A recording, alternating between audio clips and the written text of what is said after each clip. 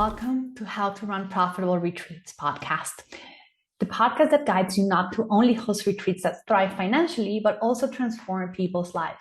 I'm your host, Leni Cavazos, and each week I bring you the best strategies and personal insights to help you create retreat experiences that transform lives, both your clients and your own. In our journey together, we'll dive into the secrets behind successful retreats, from crafting a unique atmosphere to mastering the logistics that ensure profitability.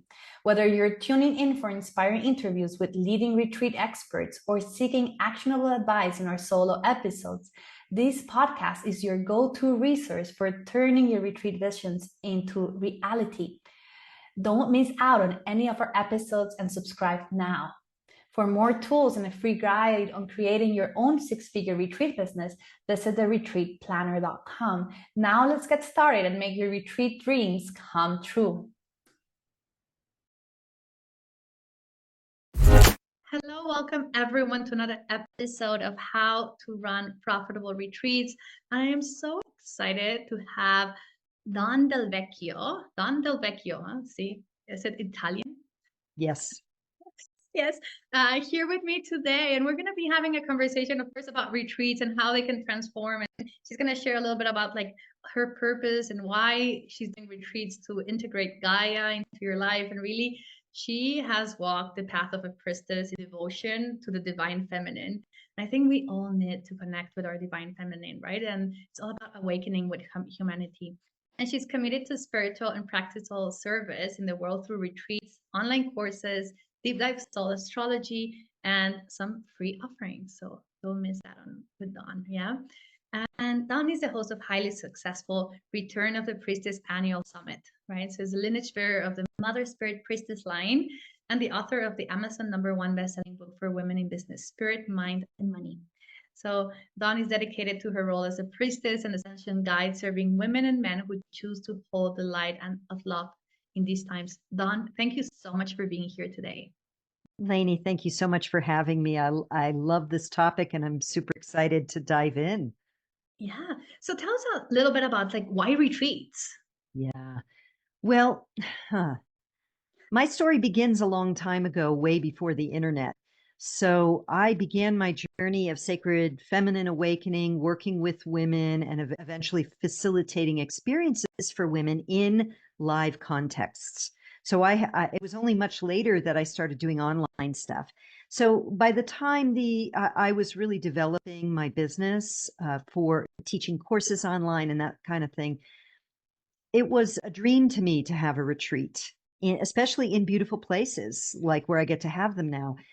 It felt out of reach at the time, so it took me a bit to kind of build my community enough to be able to do that. But I knew that firsthand from so many years of being in physical circle, ceremonial space, sharing circles, celebration, playing around in the swimming pool, whatever it was, dancing, a lot of dancing at my retreats, that there was great transformation, healing, and reweaving the web of sisterhood trust.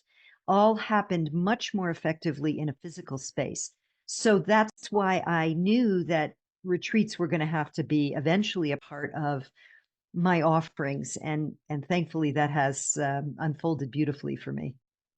Oh, I love this, Dawn. And I think like for anyone who's listening to this episode today, it's so important to always remember that the in-person transformation will never trump like it actually no, that might not be the right word, but like online will never trump in person. Yes. That's what I was like looking forward to saying, but I was just like mixing it up, right? So really in person is no comparison to the online world. Yes, of course, online it's amazing. I absolutely love it because I get to have clients from Australia and US and Europe, right? Mm-hmm. But being in person, right? Being in a container in person really deepens the transformation and the connections that you get to make with the other attendees, wouldn't you say? Absolutely. There's no doubt about it. And yeah, the internet is fantastic. And I do have a 13 moon priestess training initiation that is online. And I've had to do a lot to really support the women in building the sisterhood and the connections. So it can happen. but that's a long dedication, Yeah. twice a month, 13 months plus extra stuff and online connection. So it can be done, but it's not the same as when you're really in person and you're dancing together and you're feeling each other's energy and you're hugging each other and you're in frequency harmonic, and then you can create that container where there is a harmonic resonance where you build it into a uniform energetic that truly very rapidly lifts and rises together. Yeah, I think it's also, yeah, like deep, fast transformation, right? Like Yes. Yeah. really, you get yourself kind of like, for me, like retreats are a container, right, for transformation. And it Yes. feels really like you get yourself in this vortex where Yeah. everyone comes with one intention, right? Like everyone is coming with a similar intention. So you're meeting like-minded people. Yes. Yeah. And also, there's because it's physical. No, I think either way. I mean, one of my priorities with the work I do is to really witness each sister and to foster containers where we are accepted, loved without condition, and witnessed without judgment or advice. And of course, in a physical container, it's easier, especially if you have a team support, et cetera, to really hold that field because you're all there together. So you're feeling each other's different energetics, you're witnessing each other's beauty as we come together with our beautiful clothes or our practical clothes, depending on what we're doing, right? Our dance, our voices, the way we hold our bodies, and our capacity to hold for each other, which to me is a crucial element of our ascension and spiritual awakening on the planet at this time. Yes, no, I totally agree. And I have to say, like, you've been doing this for like such a long time, right? And just even like thinking like, okay, when you start your business before the internet, right? Like before online courses were a thing, is so important because you really get to see the difference between one another. And it doesn't mean online courses are, there's nothing wrong with it, right? And I actually love retreats where there's an integration process afterwards that can be held online. So you deepen the practice, right? You really Yes. integrate it into your day-to-day life. Yes. In fact, my retreats include 2 pre-retreat and 1 post-retreat online gathering so that we can get some of the meet and greets already underway, start to build the energetic container, setting our intentions, a little bit of ceremonial energy, the practicals, of course, and then the post-retreat integration. So that is a super value add that we didn't have back in the day before the internet. Yes, of course. And like I have I always remember this example. I remember this retreat where like it was all vegan, detox, super healthy. And by the end of the retreat, like before people stepped out of the door, they were thinking, okay, so where do we go grab a burger? Right? So it just shows how, like, if you don't have an integration process into like how do you become more aware of like being more healthy in your day-to-day lifestyle. Yes, you can come and have some transformation inside of the retreat, but then later on you'll just have to be like, oh, I need to go to another retreat now because now I need to detox again because you're not making it sustainable in your life. Yeah, I mean, obviously I don't do retreats that are based on diet, but I think the analogy is excellent of it. Anyone can fast, but it takes a level of discipline and deep self-awareness to break your fast correctly. So I think it's the same thing it takes a level of self-awareness, commitment, accountability, and care to step back into the world in a more conscious way.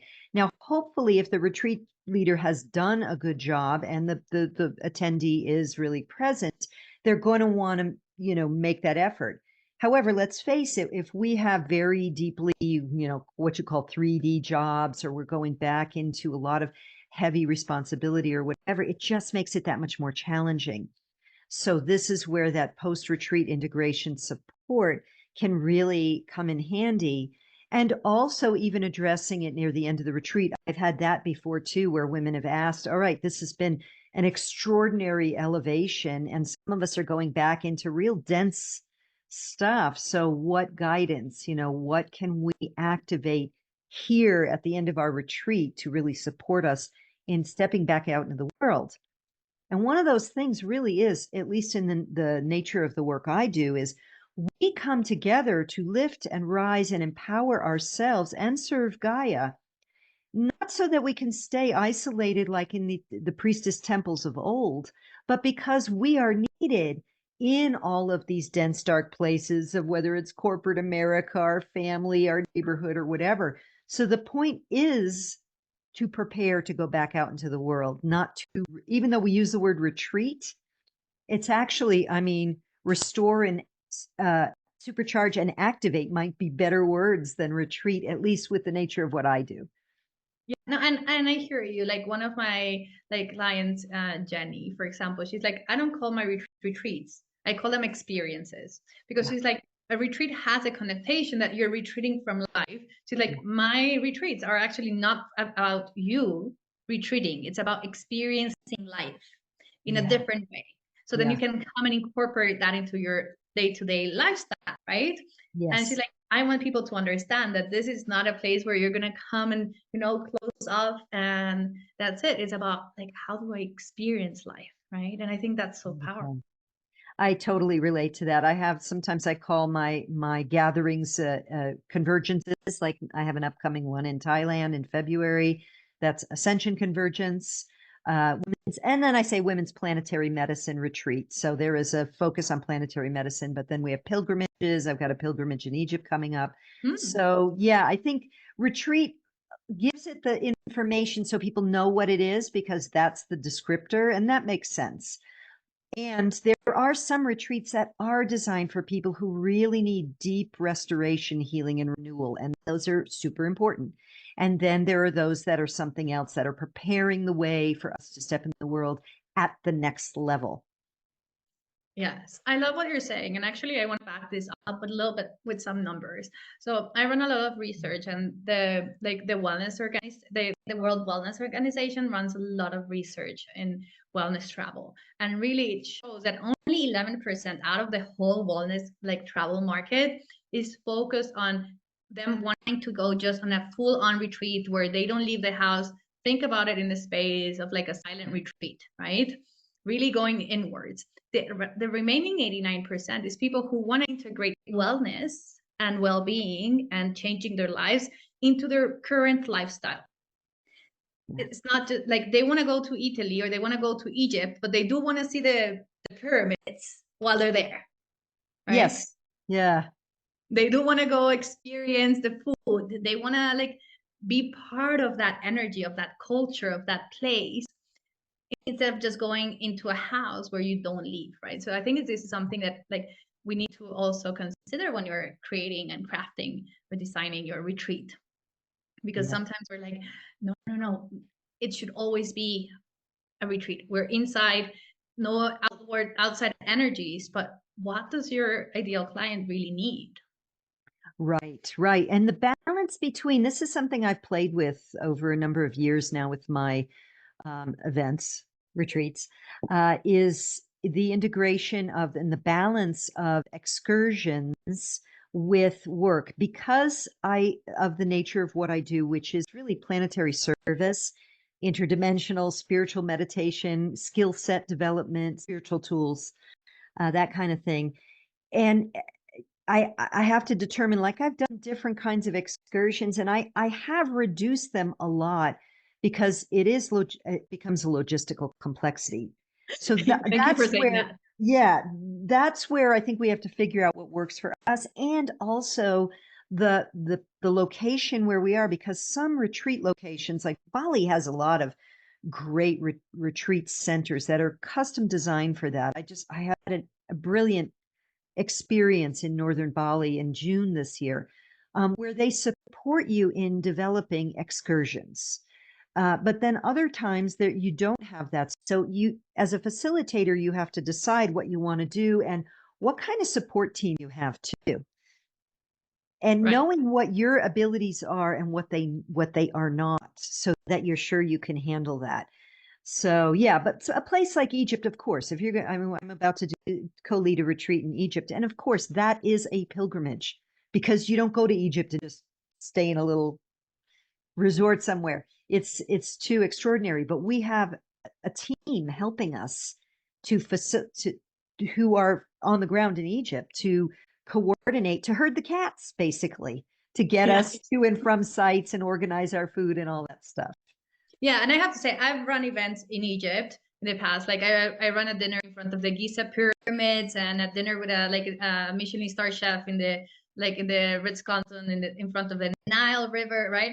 I Nice. always had people supporting me on the ground in Yeah. Egypt because it's a hectic place. Like for any of you who are listening to this and you're thinking about doing something in Egypt, just don't go try and do it on your own. No, Like there's certain countries where you can do that and it's okay. Egypt is one of not of those. not Like one of those. Yeah. Yeah. even like getting the photographer can be a pain in the butt. Like I'm just gonna say it. Like the country has so many complexities in different places that you want to make sure that you have people who know what you're doing. Like even like thinking about like when you're like you could be like, oh, I'm gonna host a retreat in Egypt and I'm gonna take people into the pyramid and it's easy, right? I have a band and I'll go there and I'll just enter, but you're not expecting to have all these people beforehand and being like, no, no, no, you have to park here, like that's like miles away from the pyramids and you have to pay, I don't know, like an entrance fee here and then you get into the front and then you actually have to pay another entrance fee. All those little things. Yeah. Yeah. All of that stuff is covered for us. And I know that's how most people do that type of retreat. And I think from what I am aware of in my limited experience of locations, I've been in several countries, but that might be the most complex place because it's, the sites and the cost and the security and all of that stuff.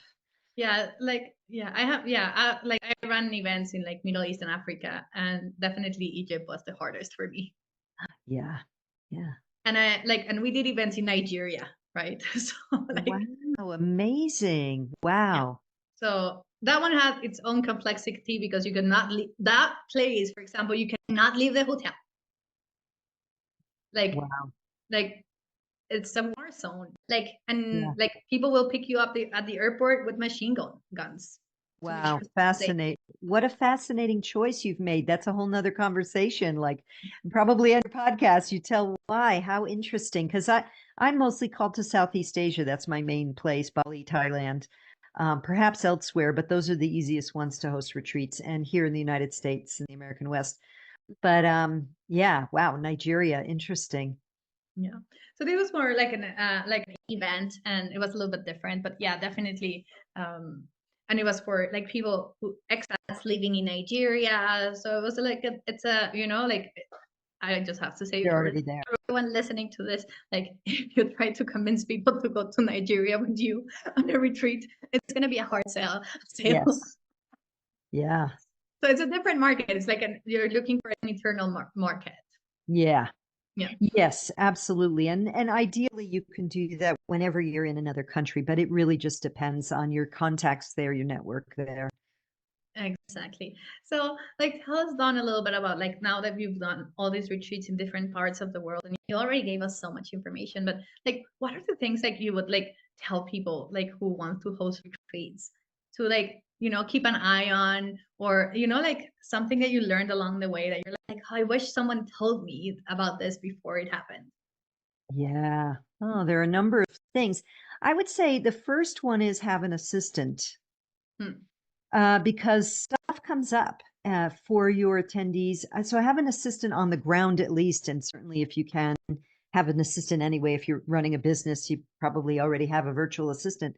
But when stuff comes up on the ground and you are holding the space, especially for someone, if you're a spiritual teacher, a channeler, or anything like that, you want to be in that energetic field of I'm in receptivity, I'm in oracular state, I'm in the peace and grace of that light field.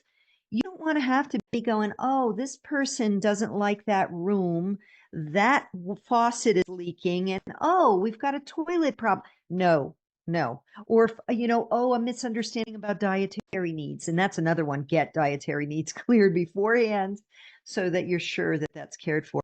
So that would be for sure have an assistant on the ground, and they just create a little bit of a velvet rope for you. It's not that you don't want to be accessible. Like those who've been to my retreats know I do small retreats. I do anywhere from 7 to 14 women. Yeah. I'm very accessible.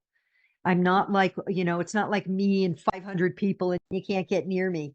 I'm very accessible. However, the downside of that is people will ask, well, what time are the cars leaving to take us to the airport? It's like, ask my assistant about that. I might have it in my head, and I can handle it, but it takes me out of the energetic of just holding and being present. So I hope that makes sense. That to me is one of the biggest things. I think And this is so yeah, important. Sorry, like let me just yeah, say let's something on this, dial that. like to dial it up. Yeah, exactly. So I think like really having a support system when you're hosting the retreat is crucial, because you want to be focusing on your gifts. You don't want to be focusing on the operational logistical piece of Yeah. the retreat. Like you don't want to be the one answering the messages like the driver is lost. Where do I go? You know what I mean? Like Yeah. why would you put yourself in a situation where instead of using your gifts and really creating and helping people gain transformation, you're doing the nitty gritty? And so many times people are just like, oh, I'm going to save myself $1,000 or $2,000, whatever, not having an assistant. But what is the cost? Yeah. You don't. Right, right. And the other thing, I mean, for me, the women that I've had be my assistants have already invested in training with me. They already know my work, my material, and we have a resonance connection. So I don't just pick random people. Like, in fact, I had someone recently ask me if I did work exchange on my retreats, and I don't, because while I do want to have profitable retreats, I still charge quite a reasonable amount.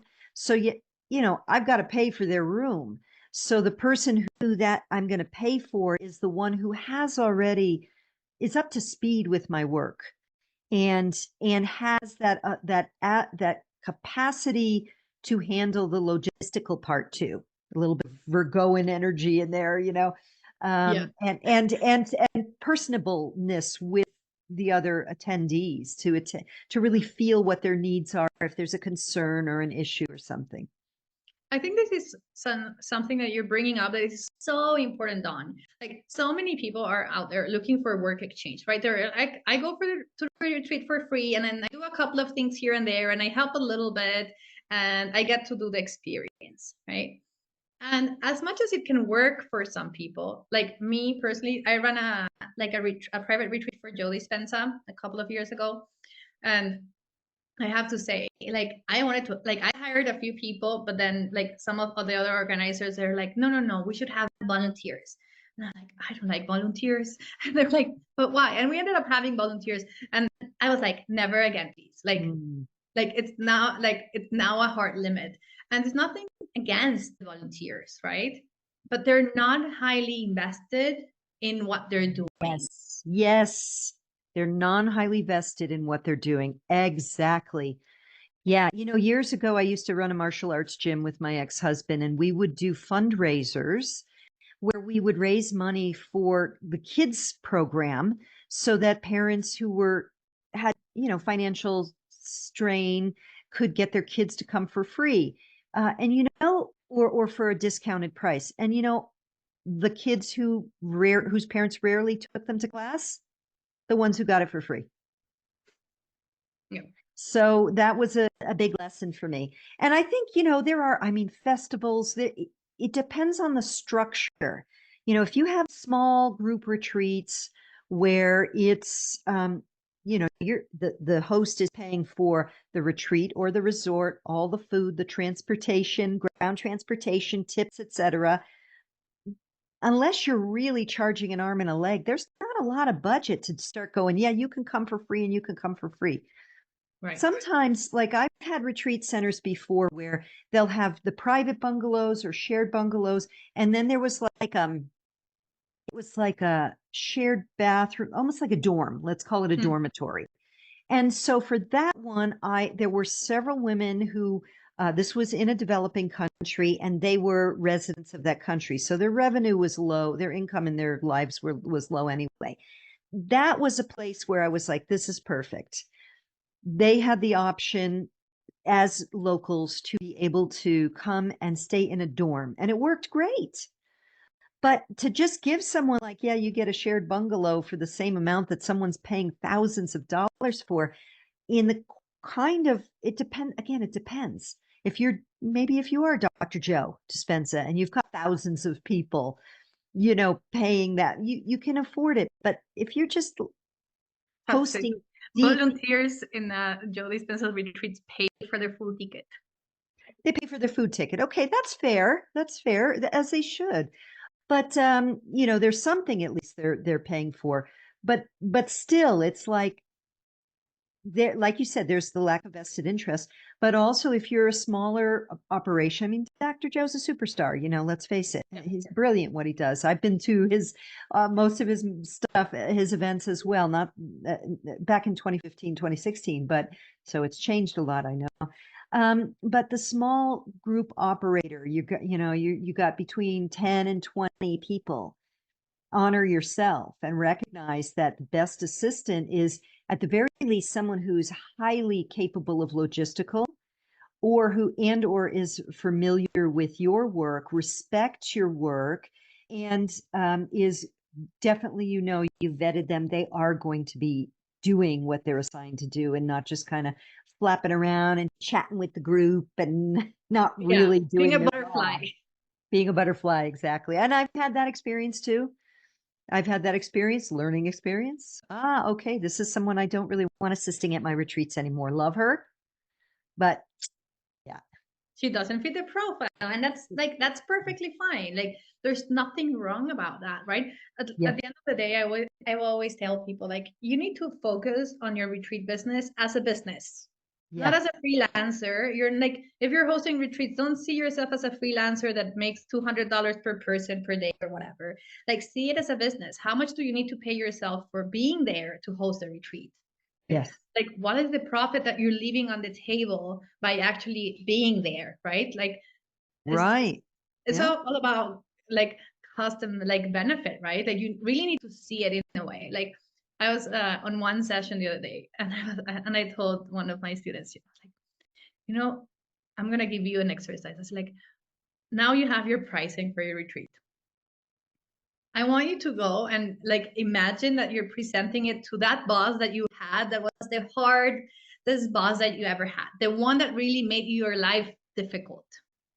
And just see, would that person say, yes, your project is a go ahead?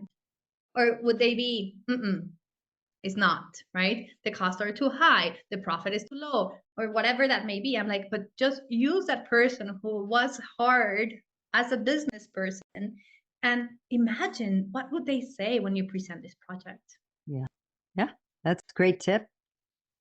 Yeah, so for anyone listening here, you can go ahead and do that, right? If you had a boss that was like really nitty-gritty into the details, like, imagine if you were sitting in front of him or her and really make a difference in that space, and treat your business, like your retreats, as a business, not as a hobby, not as a thing that I add whenever I feel like I want to travel to another part of the world.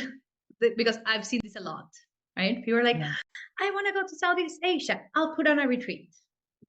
Yeah. So that will fund my thing. And then I'm like, yes, but also, like, where is the depth of that? How are you thinking about, like, sustainability? Like, I mean, I know you've hosted so many retreats, and there's a reason why you keep doing it, because you make sure they're profitable.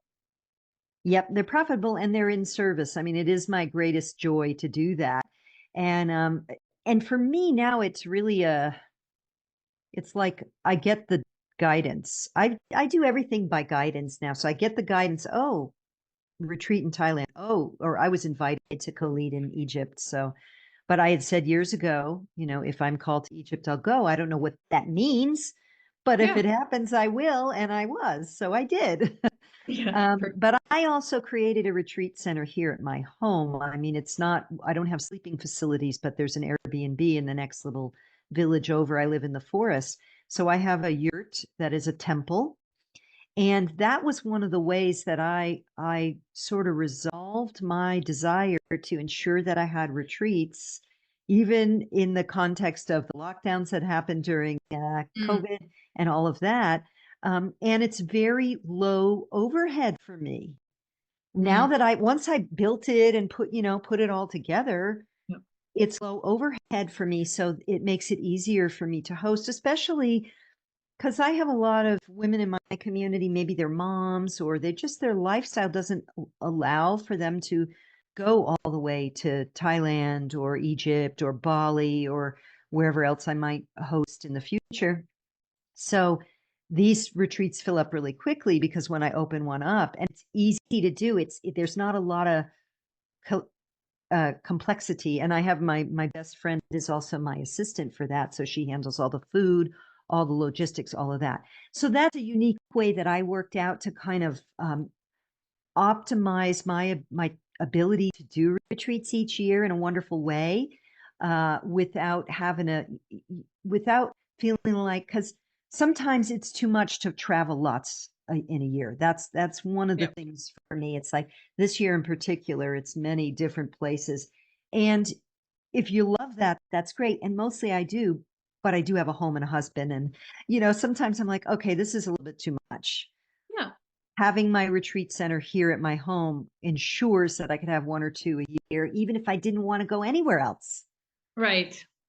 Yeah, and I think this is so valuable for anyone who's listening in this space that you get to create your business the way that you want it to look like, right? Yeah. And this is something that I like try to really bring as a message for anyone who's inside of like my courses or my free classes or anywhere, is that you get to create the vision of the business that you desire, right? And for you, it's having this space behind your house so you can, if one day you decide you don't want to be running retreats in Southeast Asia, you don't have to because you've created that lifestyle.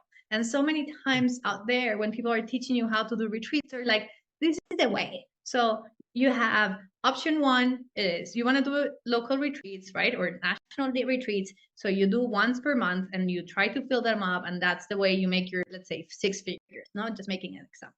Or you run 4 retreats per year outside of the world, you market them, and then you make your six.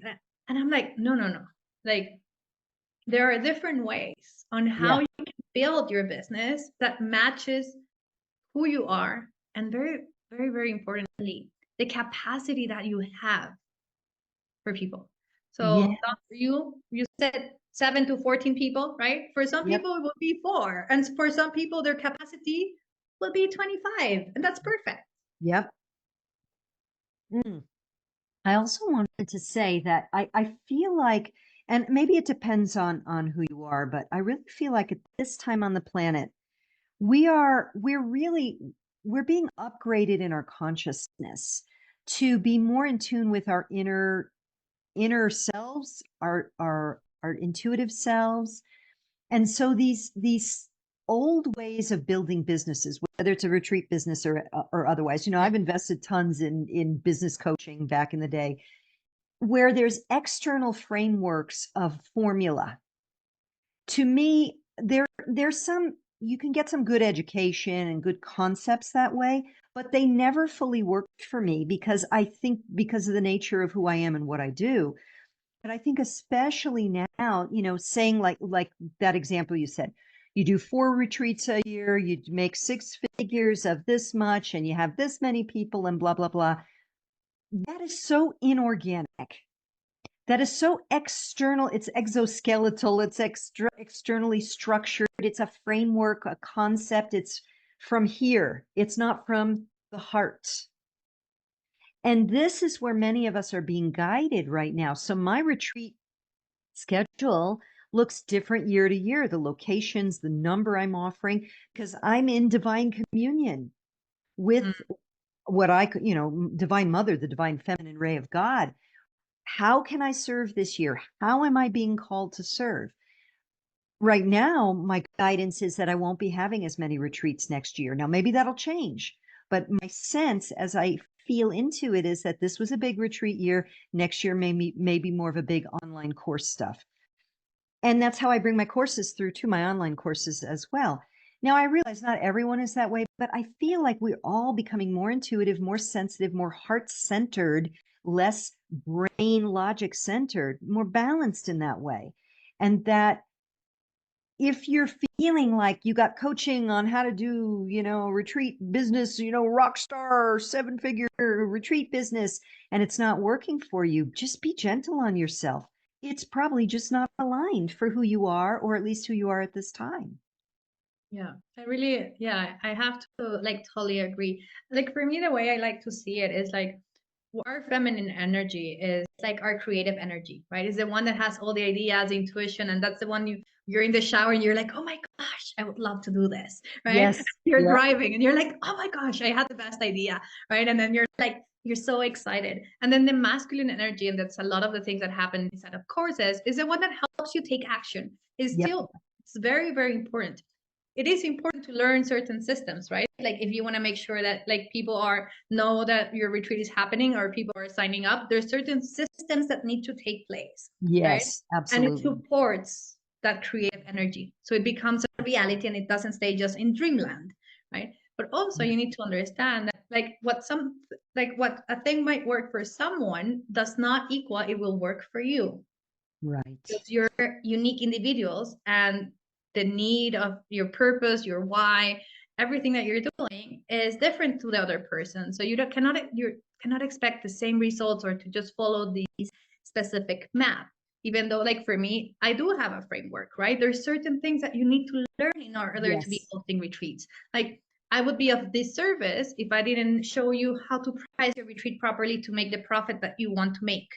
Not the Right. profit that everyone else wants to make, the one that you want to make from really this divine feeling of like, this is who I am and this is what I like, this is what will allow me to keep doing this in the future, to create a sustainable business, right? So I can keep doing retreats in the future because I really want to be of service, but if I don't make any money, then I'll have to stop, right? Right. Right. Yeah, I So love that. This is a great point because I'm really good at systems. I mean, I'm really good at creating spreadsheets and organizing, and all of that stuff is important. It's it's like that has to be, and you said it, and I'm paraphrasing here, that supports the divine mission, if you will, or your divine guidance or your inspiration, rather than the external structure of here's a formula for your next 6-figure business. Then you're coming at it from mind. And it's got to come from the heart first, the inspiration, that divine download in the car, in the shower, and you get excited and you feel that like the blossoming up of excitement from your heart. And then you get the vision, you know what the themes or the energy or the journey for everyone in attendance is going to be. And then you put in places all that great practical stuff that you coach people on. To me, that's kind of how we would best operate as humans, I think, really. Just follow our hearts first and then do the practical steps, just like you said, to make it so it takes it out of dreamland and into reality. yeah. And I have like I remember when I took a yoga teacher training, they said, you lead with the heart and then the mind follows. Yes. Yep. And and if like when you're doing like, like the sun salutations, it's exactly like that. Like the heart is front and center, and then the mind follows, right? So Yep. like I think it's so important. And when we're thinking about how we create more transformation and be of service in the world, how can we allow our hearts to lead? Because honestly, our heart knows better than anyone. Exactly. Yep. As Oh is my God. proven No. by heart math. Yeah. Yeah. Oh yes, I we did some research for that a couple of years ago. We launched a podcast was called Resonance Rising, and it was all about how vibrations can shift who you are and all the research, like scientific research that is happening behind the scenes. It's so interesting, Yeah, it right? is. Anyway, I won't get into that. Like it's for another day, for another conversation. Dawn, Yeah. this has been absolutely amazing. Is there anything else you want to share with our audience?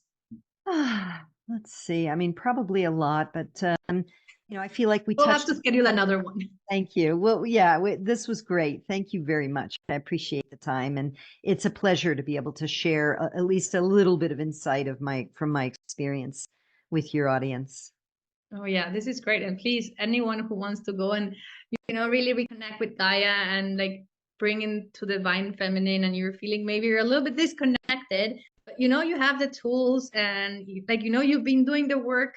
I think working with Dawn and going to one of her retreats or her online courses would be the right answer for you.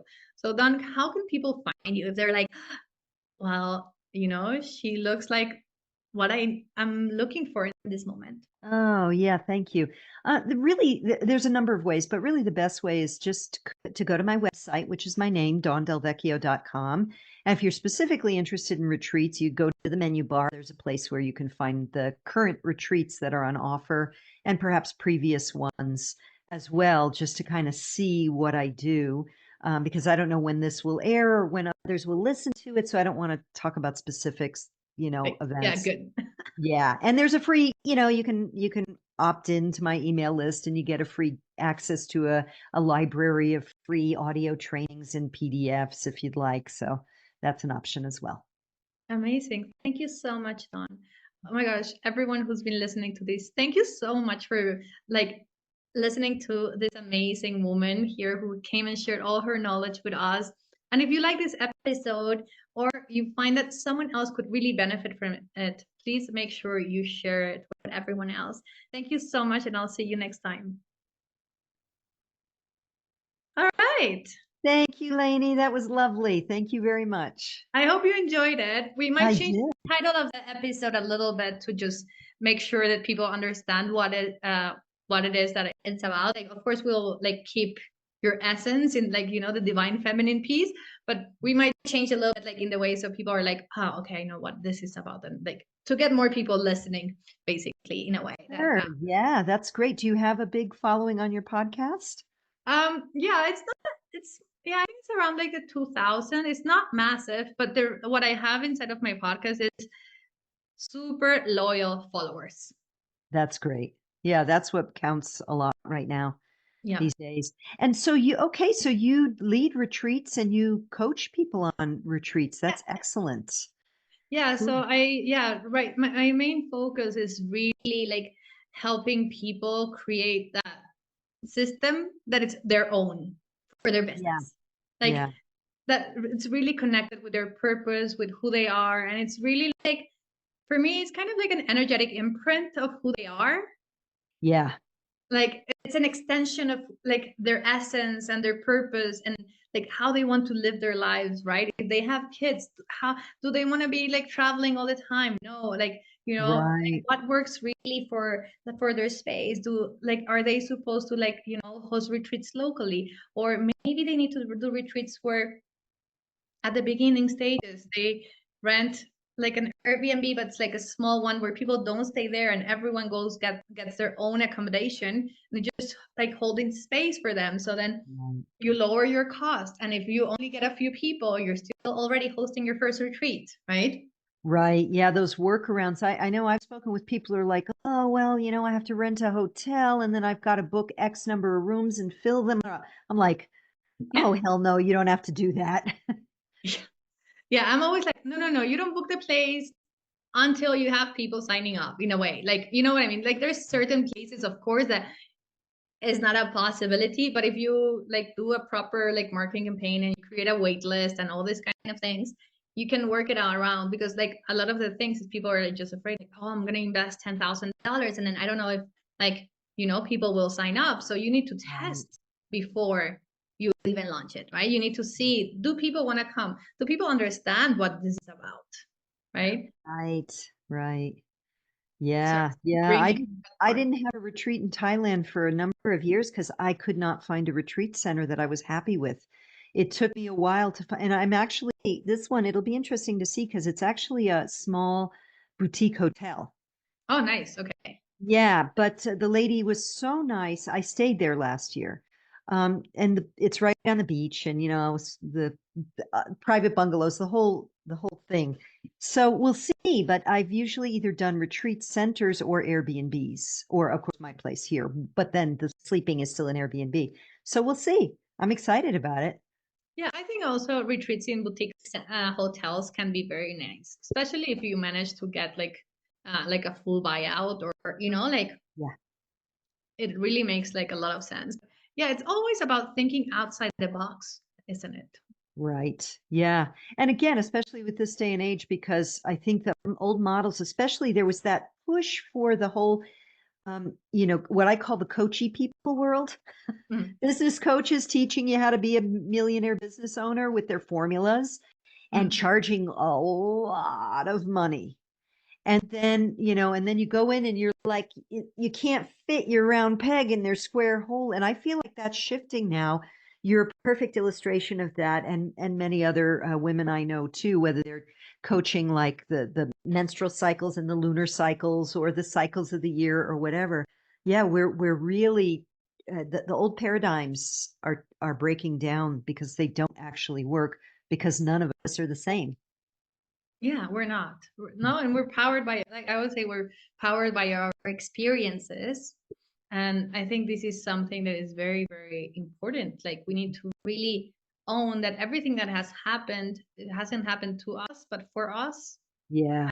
We should use that as our fuel to like really like show ourselves out there in, like, let's say in the business world, as unique as we are, without Yes. trying to just copy paste everyone else. Right, totally.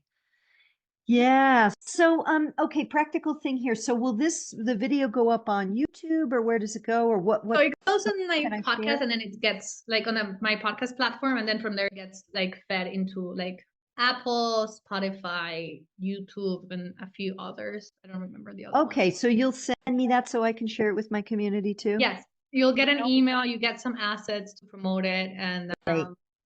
we're like, I think it's gonna come out in November. So November, like, great. yeah. So if I remember my calendar correctly, it's like the thing, it might be like the third or last week of November, like Okay. according to what I know. Yeah, we're recording now, like we're going kind of like very close to the release date. Not super close, but close enough. Okay, Yeah. great. Well, it's been really a pleasure to speak with you today and to get to know you a little bit. Of course. And if you ever come Mm. to Mexico, please send me a message. Okay, will do. Yeah, I haven't been in years. I used to go down to the not Baja, but what's the first state there on the Los Cabos? Sea of Cortez? No, on the Ah, Sea of yeah, Cortez. that's in Los Cabos, No, on the mainland. on the mainland. Um, yeah, I'm forgetting the name of the state. But and I've That's been to Los Cabos. I did Dr. Joe's advanced Hmm. back in the day before he did week longs, when he was just doing, I think they were 4 days or something. So Yeah, now they're like massive, 1,500 people. It's a little bit crazy. no, I've heard it's really quite crazy now. My girlfriend was telling me it's become kind of a pickup scene, and not everyone is taking it as seriously. And Yeah. yeah, No, what I've heard is like actually like, well, it's from like maybe 2 years ago, so it might be outdated, but information. But I had a friend who's a meditation teacher, and like the wife went to one of his retreats, like the 1,500 ones, and she left because she said that like people were like, they've been doing it so many times that they're like kind of like, oh, I know how this is, so they're like drinking ayahuasca before they go down. They're eating mushrooms. They're like smoking weed. So they're like mixing the practice to why just even like, go? Yeah, I have no idea. But yeah, yeah. like she left because she was like, people are like freaking high coming into the meeting rooms. Wow. And the collective is creating a frequency. So that's not very um conscientious toward all your other sisters and brothers who have invested in that training. Yeah. Exactly. So Yeah. I don't know what's happening now. They were trying to manage it, of course, but with 1,500 people, like Yeah. what are, like, you know what I mean? Like how can you like track all these people to make sure that they're behaving according to like, being a conscious and aware human. Right. Yeah. Oh, well. Yeah, but anyway, if you come back down to Mexico, like please feel free to let me know and we can meet up and catch up. And I would recommend you check out these, like it's a little town. It's 90 minutes from Mexico City. It's called Tepoztlan. Say again? Tepoztlan. I'll write it in the chat for you. Okay. Tepostlan. So Tepoztlan. Tepoztlan. Tepoztlan. Yeah, I'd love to do a retreat in Mexico, but I just haven't ever explored it. So this is just a cute for vacation or for holiday? No, for retreats, I retreats? think it's perfect. So it's 19 minutes away from Mexico City. This is where I host most of my retreats. Like I have one starting tomorrow. I have a private retreat starting tomorrow for Day of the Dead, and we're working with with healing your throat chakra for visibility.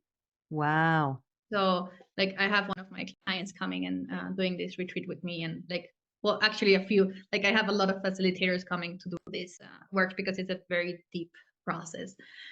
Like the throat chakra is just, it's so important, but it's deep work, right? Anyway, but it's a town that like energetically, it's a town made for women, right? Like, so Wow. it's like we're like the oldest, like the main line of doulas from Mexico are from. So some of like the biggest doulas in Mexico used to live here, and they like you can still find houses where they do like births inside of the houses from many years ago. And there is a big kind of like Native American and like Mexica mixture there. So there's a lot of like sun dancers. So there's a big community of sun dancers. Interesting. Yeah, it's really a town that from the pre-Hispanic like era, let's call it like that. It was the town where all the priestesses, like all the princesses used to live in. Wow. There was another, like it's a triangle. There's another town that was used to be where all the warriors were training, and then another one where I think it was like the men who were priests and whatnot, like scholars.